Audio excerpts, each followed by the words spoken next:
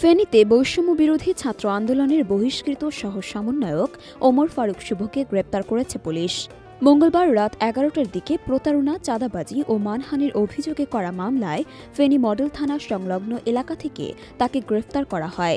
Police সূত্র জানায়, মঙ্গলবার রাতে ঢাকা বিশ্ববিদ্যালয়ের ফাইন্যান্স বিভাগের শিক্ষার্থী ফেনীর সন্তান আজিজুর রহমান রিজভীর পক্ষে তার বাবা সিদ্দিকুর রহমান বাদী হয়ে ওমর ফারুক শুভকে আসামি করে ফেনী মডেল থানায় মামলা করেন। পরে অভিযান চালিয়ে তাকে গ্রেফতার করা হয়।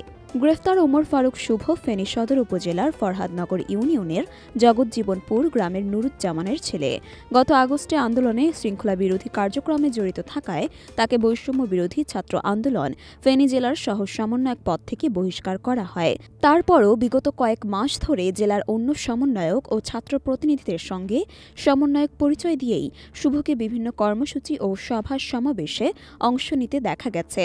ফেনী মডেল থানার ভারপ্রাপ্ত কর্মকর্তা মর্ম সিংহ ত্রিপুরা বলেন, মামলা করার পর অভিযান চালিয়ে পুলিশ তাকে গ্রেফতার করেছে।